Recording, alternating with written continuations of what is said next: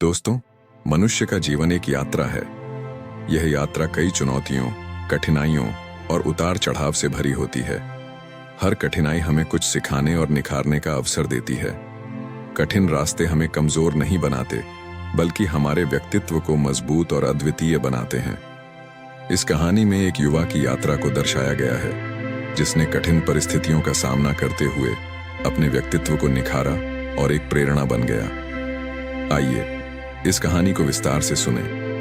राज नाम का एक साधारण युवक पहाड़ों के एक छोटे से गांव में रहता था। वह साधारण परिवार से था और हमेशा अपने सपनों को लेकर उत्साहित रहता था, लेकिन उसके पास न साधन थे और न ही कोई मार्गदर्शन। राज के सपने बड़े थे। वह एक पर्वतारोही बनना चाहता था। गांव के लोग उसका मजाक उड़ाते थे, कहते थे, तुम जैसे साधारण लड़के कभी ऊंचाई नहीं छू सकते। पहाड़ों पर चढ़ने के लिए साहस और संसाधन चाहिए, जो तुम्हारे पास नहीं है।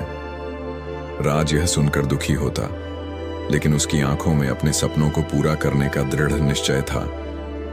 एक दिन राज को पता चला कि पास के शहर में पर्वतारोहण के प्रशिक्षण के लिए एक शिविर आयोजित किया जा रहा है, लेकिन शिविर में भाग लेने के लिए 5,000 रुपये की आवश्यकता थी।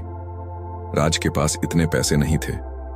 उसने अपने माता पिता से बात की, लेकिन वे भी मदद नहीं कर सके। राज ने हार नहीं मानी। उसने गांव में छोटे मोटे काम करने शुरू किए। खेतों में काम करना, लकड़ियां काटना और दूसरों के जानवर चराना। उसने कड़ी मेहनत करके पैसे इकट्ठा किए। अंततः उसने शिविर में शामिल होने का मौका पाया। शिविर में शामिल होने के बाद राज ने महसूस किया कि बाकी प्रतिभागी उससे कहीं ज्यादा अनुभवी और संसाधन युक्त थे। उनके पास महंगे जूते, गर्म कपड़े और अन्य उपकरण थे। राज के पास केवल पुराने जूते और साधारण कपड़े थे। प्रशिक्षकों ने भी उसे कम आंका। एक ने कहा, इस लड़के के पास सही उपकरण तक नहीं है, यह कैसे पहाड़ चढ़ पाएगा। राज ने अपने आत्मसम्मान को ठेस लगने नहीं दी। उसने ठान लिया कि वह अपनी मेहनत और लगन से खुद को साबित करेगा। शिविर के अंतिम दिन प्रशिक्षकों ने प्रतिभागियों को एक कठिन पहाड़ पर चढ़ाई का कार्य दिया। यह उनकी परीक्षा थी। पहाड़ ऊंचा और खतरनाक था। कई प्रतिभागी डर के कारण पीछे हट गए। राज ने अपनी सारी हिम्मत जुटाई और चढ़ाई शुरू की। रास्ता दुर्गम था। चट्टानें फिसलन भरी थीं और ठंडी हवाएं उसके चेहरे को झुलसा रही थीं। लेकिन राज हर कदम सोच समझकर उठाता रहा। जब वह थक जाता तो खुद को याद दिलाता, जितना कठिन रास्ता होगा उतना ही मेरा व्यक्तित्व निखरेगा। राज की मेहनत रंग लाई। वह सबसे पहले पहाड़ की चोटी तक पहुंचा। प्रशिक्षक और बाकी प्रतिभागी उसकी हिम्मत देखकर हैरान रह गए। उन्होंने राज की तारीफ की और उसे आगे बढ़ने का प्रोत्साहन दिया। यह राज के लिए एक बड़ा मोड़ था। उसने समझा कि मेहनत और आत्मविश्वास से किसी भी दुर्गम यात्रा को पार किया जा सकता है। शिविर खत्म होने के बाद राज ने एक बड़ा लक्ष्य तय किया। उसे दुनिया की सबसे ऊंची चोटी माउंट एवरेस्ट पर चढ़ाई करनी थी। यह लक्ष्य आसान नहीं था। इसके लिए पैसे, कड़ी मेहनत और अपार साहस की आवश्यकता थी। राज ने शहर में छोटे मोटे काम किए, लोगों को पर्वतारोहण सिखाया और अपनी चढ़ाई के लिए पैसे इकट्ठे किए। कई बार उसे असफलता का सामना करना पड़ा। कुछ लोगों ने उसकी मदद की तो कुछ ने उसका मजाक उड़ाया, लेकिन राज हर परिस्थिति में डटा रहा। राज ने एवरेस्ट पर चढ़ने की शुरुआत की। यह उसकी जिंदगी की सबसे कठिन यात्रा थी। चढ़ाई के दौरान उसे कई कठिनाइयों का सामना करना पड़ा। बर्फीले तूफान, ऑक्सीजन की कमी और शरीर की थकान, हर चुनौती उसे रोकने की कोशिश कर रही थी।